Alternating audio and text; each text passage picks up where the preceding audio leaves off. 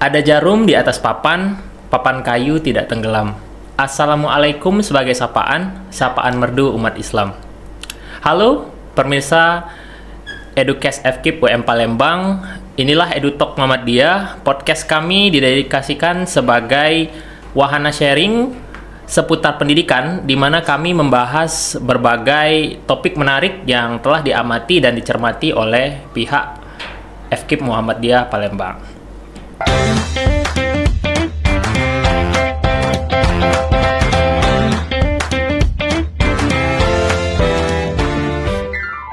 Selamat datang di Edukes Podcast FKIP UM Palembang. Bersama saya Dava. Ada fakta menarik yang mungkin belum banyak diketahui. Lulusan Fakultas Keguruan dan Ilmu Pendidikan atau FKIP tidak hanya terbatas pada profesi guru. Mereka memiliki peluang karir yang luas di berbagai sektor, termasuk dunia lembaga zakat. Fakta ini menyoroti fleksibilitas dan keterampilan yang diperoleh dari pendidikan FKIP yang bisa diterapkan dalam berbagai bidang pekerjaan. Hari ini, kita akan mendengar langsung dari seorang lulusan studi pendidikan sejarah yang telah berkarir di sebuah lembaga zakat, YBM Brilian. Narasumber kami akan berbagi pengalamannya tentang bagaimana ia menerapkan pengetahuannya di dunia lembaga zakat dan apa yang membuat pendidikan sejarah itu relevan di sektor tersebut. Baiklah, tanpa berlama-lama kita sambut Kak En. Ya, Assalamualaikum warahmatullahi wabarakatuh. Waalaikumsalam warahmatullahi wabarakatuh. Salam kenal ya. Ya, bagaimana kabarnya Kak En? Alhamdulillah sehat. Untuk saat ini alhamdulillah sehat. Alhamdulillah mampu melakukan aktivitas seperti biasa lah.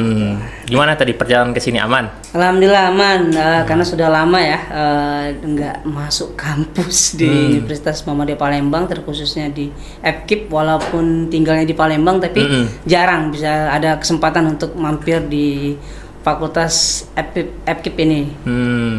Nah, kegiatan akhir-akhir ini kakak ngapain, Kak? Oke, saya alhamdulillah ya setelah lulus dari FKIP di prodi sejarah khususnya, banyak hal yang saya dapatkan, terkhususnya di dunia pekerjaan lah ya, dunia profesional lah.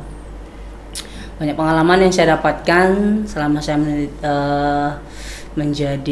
meniti karir lah ya, bahasanya gitu, merangkak kan gitu.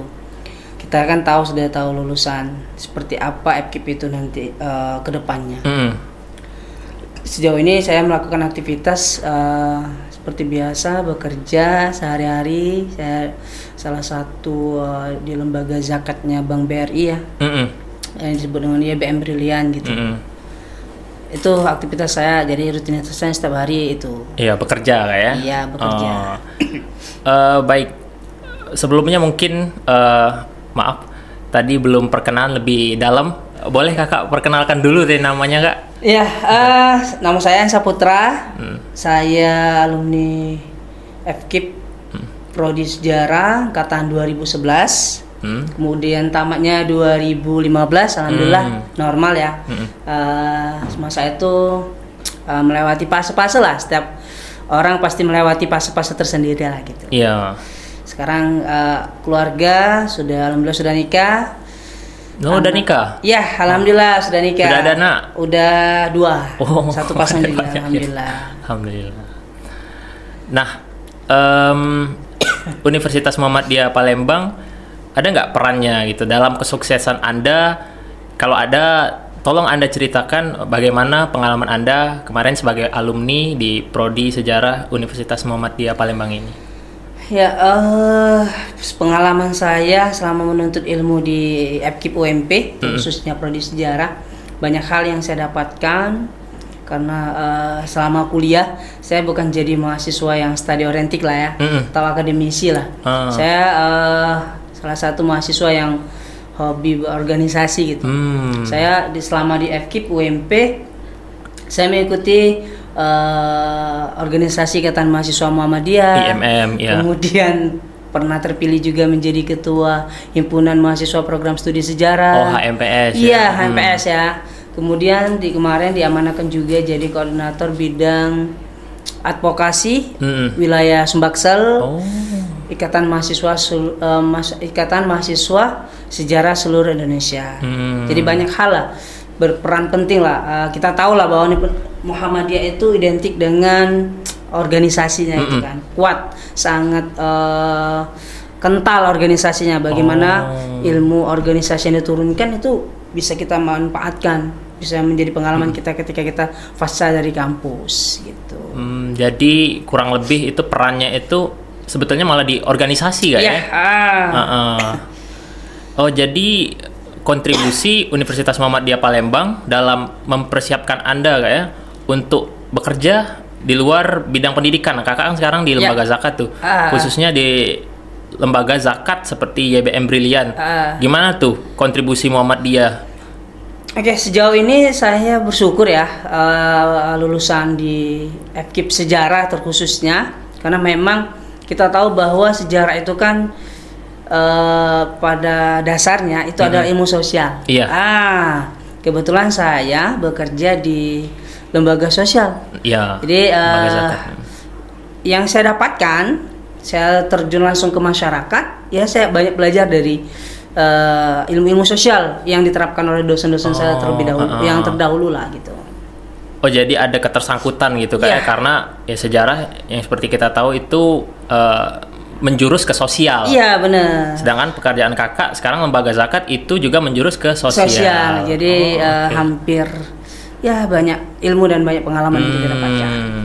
Nah, Kak, saya penasaran nih Kak, apa yang membuat kakak itu tertarik untuk bekerja di YBM Brilian ini? Karena setelah lulus dari program studi sejarah, dan bagaimana gitu peran Universitas Muhammadiyah membentuk kakak itu? Saya sih baru ya di YBM Brilian itu awal mula bergabung 2019. Tapi saya tamatkan 2015.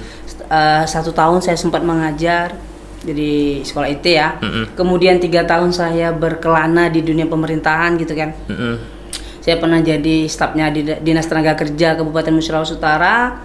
Kemudian setelah menikah saya baru dapat pekerjaan di YBM Brilian ini. Kemudian banyak hal yang saya dapatkan lah ya. Kita tahu bahwa saya apalagi basically saya kan orang pendidikan. Orang pendidik lah gitu. Dan memang ketika saya keluar dari pasca kampus ke masuk dunia yang profesional lah gitu ya, ilmu yang kita dapatkan, saya lebih banyak hal itu karena banyaknya berinteraksi ya dengan teman-teman lain dari fakultas lain lah. Jadi ketika kita di wadah organisasi itu memang banyak hal yang kita dapatkan. Kita mempunyai jaringan. Itu yang terpenting, punya jaringan, bagaimana kita bisa beradaptasi dengan lingkungan yang berbeda lah. Jadi ketika saya hampir banyak saya ngikuti dunia pekerjaan, mulai dari ngajar. Kemudian maaf sebelumnya boleh nanya Kak, kan kakak sampaikan itu pernah 1 tahun ngajar ya? Ngajar di mana itu Kak? Di sekolah Islam Terpadu lah ya. Islam Terpadu IT. Selama 1 tahun. Kemudian saya di Dinas Tenaga Kerja Kabupaten Musirawas Utara, dan segala sesuatu kan pasti atas kehendak Allah lah ya. Dan saya menikah, setelah menikah saya mendapatkan pekerjaan di YBM Brilian. Di mana itu Kak titik baliknya ketika kakak itu berpikir kayak mau coba hal yang baru, mau coba pekerjaan di luar bidang pendidikan? Gimana tuh? Titik balik yang saya tuh pernah beberapa kali ya belajar tentang pendampingan sosial ya. Karena pendampingan sosial, jadi saya banyak teman-teman saya juga ya yang kemarin satu alumni lah, satu prodi gitu. Tapi mereka di tempat yang lain. Tapi saya mengikuti belajar pengalaman dari beberapa teman-teman yang guru latar belakangnya tapi tidak berkecimpung di guru gitu. Jadi dengan motivasi saya pengen menjelajahi dunia yang lain lah gitu. Saya pengen belajar di dunia yang lain, kemudian mencari ilmu lah ya. Iya. Semakin banyak kita belajar, semakin banyak pengalaman yang kita dapatkan. Benar. Cari ilmu terhadap dunia pekerjaan yang lain. Jadi saya melihat bahwa kayaknya basically ada lah gitu kan, kehidupan sosial kita kan ada pasti. Setiap kita mendapatkan ilmu yang diterapkan para guru-guru kita terdahulu, pasti ada hal yang akan berkesan ketika kita terjun ke masyarakat. Salah satunya apa ya, saya bisa merasakan gitu ya, titik baliknya itu ketika saya terjun langsung ke masyarakat. Oh berarti dunia di luar pasca dari kampus seperti ini gitu. Akhirnya saya mendapatkan pekerjaan di situ, kemudian saya merasakan terjun langsung fenomena-fenomena yang terjadi di masyarakat dan saya memahami itu. Nah gitu. Jadi tadi kalau nggak salah udah dari 2019 ya? Iya. Udah hampir 5 tahun ya bekerja di situ. Nah, ada nggak Kak keterampilan atau pengetahuan nih yang diperoleh dari pas kakak kuliah dulu di program studi sejarah yang membantu kakak itu berkarir di YBM Berlian ini? Ada sih, saya yang harus kita syukuri ya. Satu, kita berawal dari organisasi sih. Balik lagi ke organisasi ya. Karena kenapa? Di situ kita akan mendapatkan keterampilan yang kita tidak dapatkan ya di kelas atau di mana.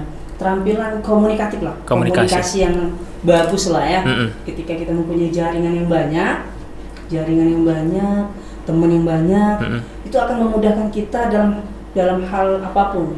Apalagi kita berbuat baik ya sesama teman, nggak lupa dengan teman gitu kan. Insya Allah hal-hal yang baik yang kita dapatkan itu.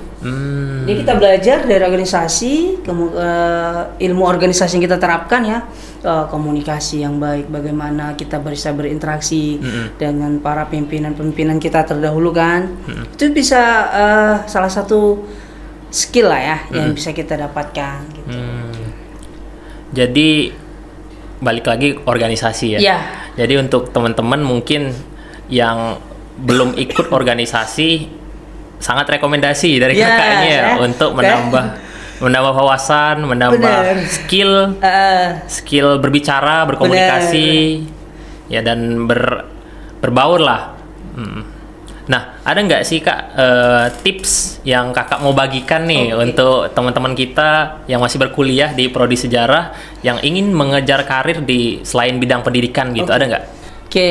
Buat adik-adik saya ya yang satu alma mater, ini berbagi pengalaman lah ya, karena mungkin setiap orang mempunyai berbeda pengalamannya.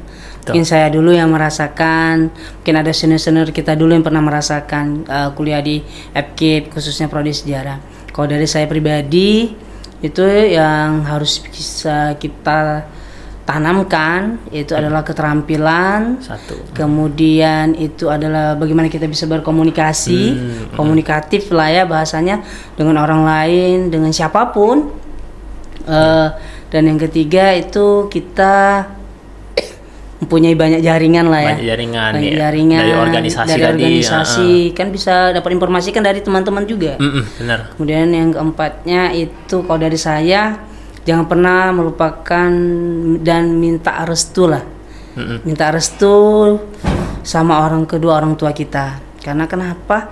Itu salah satu yang membuat kita bertahan sesulit apapun masalah yang kita hadapi. Kalau teman-teman adik-adik kita kan mungkin ada terkait masalah hal yang lain, ada yang skripsinya atau apalah gitu ya kan. Tapi yakinlah ketika orang tua kita sudah berdoa, memberikan doa yang terbaik untuk anaknya, itu akan dimudahkan. Pasti terselesaikan setiap masalah itu, apapun masalahnya gitu. Karena saya merasakan betul, selama kuliah saya minta doanya biar dipermudah untuk mempercepat kelulusan. Alhamdulillah Allah kasih kita 4 tahun udah selesai lulus kan gitu. Walaupun saya menargetkan 3 tahun 6 bulan lah, kalau zaman saya itu 3 tahun 6 bulan kalau nggak salah. Yang paling cepat itu ya? Iya, Saya hanya menargetkan waktu itu 3 tahun 6 bulan, tapi Allah takdirkan kan 4 tahun ya, no problem, nggak masalah kan.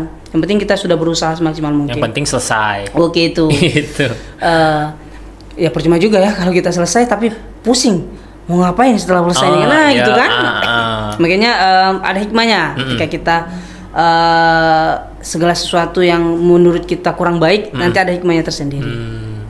Nah jadi itu teman-teman tadi 3 tips dari KEN itu. Yang pertama perbanyak keterampilan. Lalu yang kedua itu komunikatif, kita harus bisa berkomunikasi, dan yang paling penting ini yang ketiga teman-teman, yaitu jaringan. Karena kita nggak tahu antara satu dari kawan kita yang mana yang akan sukses kan. Betul. Menarik Kak. Iya. Nah, kan kita di kuliah itu ada yang namanya penelitian dan analisis Kak. Iya. Nah, pertanyaan saya ini, seberapa penting kemampuan penelitian dan analisis dalam pekerjaan Anda ini di YBM Brilian ini Kak? Bagaimana program studi sejarah Palembang bagaimana program studi sejarah di Universitas Muhammadiyah Palembang membantu Anda mengembangkan kemampuan tersebut? Oke, saya rasa kalau kita melakukan sebuah penelitian pasti kita akan mengetahui lah ya, mengetahui apa yang bakal kita lakukan. Itu kita bakal mengetahui sesuatu dari penelitian. Nah, dalam hal penelitian saya memang judul dulu saya skripsinya nggak ada dunia pendidikan gitu. Iya, itu menariknya memang. Saya dulu tentang boleh saya sebutkan partainya atau boleh? Boleh ya. Kalau dulu saya peranan Susilo Bambang Yudhoyono terhadap perkembangan Partai Demokrat di Kota Palembang tahun 2004 kalau nggak salah sampai 2009. Itu judul skripsi. Jadi kan saya melakukan penelitian, terjun juga kan bagaimana kita bisa komunikasi tadi kan. Kalau kita nggak bisa berkomunikasi, nggak kita dalamin terdahulu apa yang bakal kita lakukan, penelitian apa yang bakal kita terapkan, kemudian banyak studi kasus yang bisa kita jadikan pelajaran gitu kan. Nah, alhamdulillah di prodi sejarah ini saya banyak pengetahuan memang di luar dari dunia pendidikan yang saya dapatkan. Gitu. Menariknya itu di luar pendidikan. Mulai dari skripsi ya, penelitian yang saya lakukan. Kemudian saya terjun ke beberapa organisasi masyarakat gitu kan. Mendalami lah proses setiap pengembangan jati diri kita tuh seperti apa gitu. Gitu. Berarti penting banget ya penelitian dan analisis ini. Kalau menurut saya sih penting, karena kalau kita nggak melakukan penelitian ataupun analisis terhadap apa yang bakal kita teliti itu nggak bisa terjadi lah gitu kan. Gitu. Oke. Nah, jadi kan kita tahu lah Kak banyak mahasiswa yang merasa FKIP ini lulus ya cuman jadi guru aja gitu. Nah, bagaimana untuk Kakak sendiri itu membangun kepercayaan diri gitu Kak untuk mengejar karir di luar sektor bidang pendidikan? Saya dulu ini hanya berbagi pengalaman ya. Saya dulu pernah ngelamar di YBM Brilian itu sampai 2 kali. 2 kali? Iya. Percobaan pertama saya nggak lulus gitu ya. Apakah akan saya berhenti situ? Tidak kan? Otomatis saya mencoba lagi. Ketika ada bukaan baru, loker baru, saya mencoba dengan terhadap saya pelajari dulu pengalaman kenapa sih kita nggak lulus gitu. Kenapa sih, apa hal yang membuat kesalahan kita gitu kan. Saya pelajari, ini ternyata ada beberapa hal ilmu yang belum kita dapatkan. Nanti kalau ditanya ini kita nggak bisa jawab itu kan. Akhirnya percobaan kedua alhamdulillah saya bisa sampai dengan sekarang gitu kan. Jadi memang kita jangan pernah menganggap sesuatu hal yang baru kita coba sekali lah sudah nyerah itu kan. Ya bukan. Yakinlah bahwa segala sesuatu yang ditakdirkan tidak ada kalau bahasa saya itu tidak ada daun sehelai pun yang jatuh ke bumi itu atas izin Allah, dan tidak ada kehidupan kita di muka bumi ini tanpa perantaranya dari Allah Subhanahu wa taala. Tanpa izin dari Allah ya. Tanpa izin dari Allah Subhanahu wa taala. Gitu. Jadi cara membangun kepercayaan diri itu gas aja gitu ya. Ya, kita yakin aja sih pada diri kita gitu ya. Yakin kita mempunyai kemampuan, kita mempunyai keterampilan. Kalau gagal coba lagi. Ya, gagal coba lagi. Kalau kita pengen mendapatkan sesuatu hal yang nggak terasa kita banyak tantangan, ya kita harus melakukan percaya diri dulu. Itu penting itu. Karena kenapa? Kalau kita sudah percaya diri, itu akan kita rasakan sendiri nantinya. Oh, aku bisa sih ngerjain ini. Oh, aku bisa sih ngerjain itu gitu. Karena dengan kita percaya diri, itu akan mempermudah sebenarnya, akan mempermudah kita dalam bekerja lah. Benar sekali. Setuju, karena ya bayangkan kalau kita melakukan sesuatu tanpa percaya diri, ya pastinya kita akan ke kanan ke kiri gitu, karena kita merasa kita nggak ada pegangan gitu kan, nggak yakin kita nggak mampu gitu. Berarti harus pede aja gitu, percaya diri aja gitu. Oke. Nah, dan ini sih kalau tambah saya di sana di lembaga YBM Brilian seluruhnya kan ada beberapa. Kalau di Palembang itu saya satu-satunya alumni Universitas Muhammadiyah Palembang, sedangkan teman-teman yang lain ada alumni negeri semua. Gitu. Oh, jadi kakak sendirian di YBM dari Muhammadiyah. Gitu. Iya gitu. Oh, menarik. Yang lainnya teman-teman saya tuh ada yang ya universitas negeri lah. Universitas ya, lain negeri. Ya. Kalau kita nggak pede, gimana tuh? Coba. Ya kalah kalau kita lihat dari awan gitu lah. Kan? Jadi yang dibangun itu mental gitu dulu. Kalau mental kita sudah dibangun, kekuatan kita sudah dibangun, sebesar apapun rintangan kita, santai aja lah. Kalau rezeki nggak kemana, kalau bukan bagian kita juga nggak kemana. Kalau lah bagian kita juga nggak kemana. Gitu. Yang kita bentuk diri kita nggak usah peduli sama saingan atau apa. Yang penting kita perbaiki diri kita dulu. Kalau diri kita sudah dalam versi terbaik, ya pasti itu akan membuahkan hasil. Gitu. Saya agak penasaran nih Kak, bagaimana kehidupan Kakak secara pribadi, secara profesional bekerja sebagai pendamping nggak ya? Iya, pendamping. Di YBM Brilian, dan perbedaan antara bekerja di sektor lembaga zakat dan ekspektasi setelah kuliah dari program studi sejarah. Gimana itu Kak? Oke, kalau saya ekspektasi kita seperti ini. Ketika kita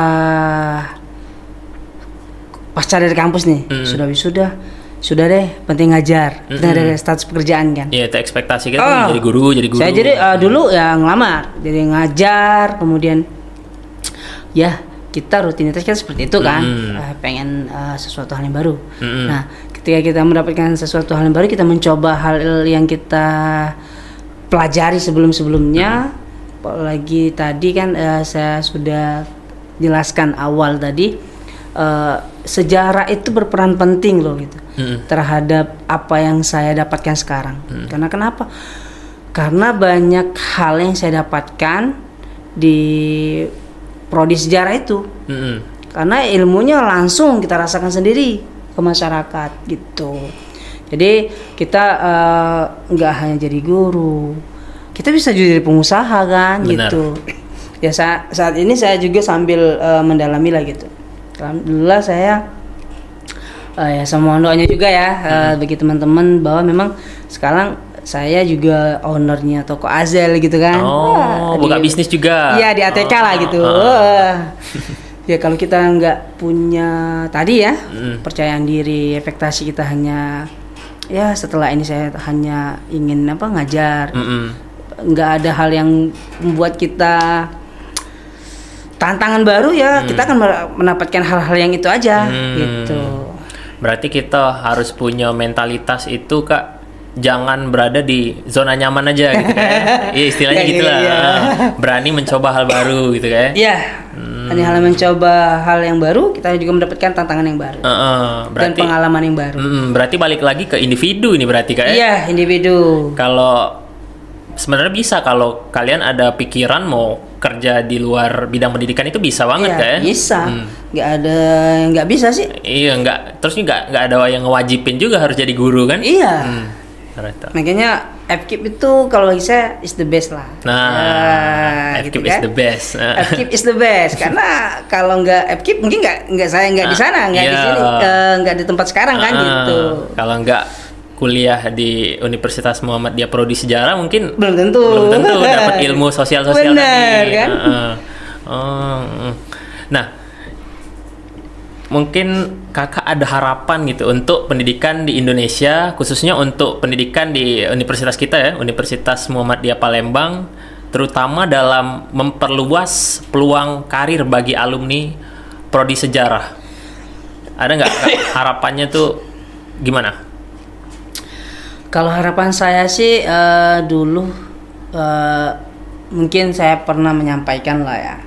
Mungkin ada harapan yang mungkin belum saya pengen sih nyampaikan dulu, tapi kayaknya belum tersampaikan. Saya belum jadi tersampaikan. Saya tuh sama Kak Prodi ya, ada niatan untuk ngusulin bagaimana kita membentuk wadah gitu.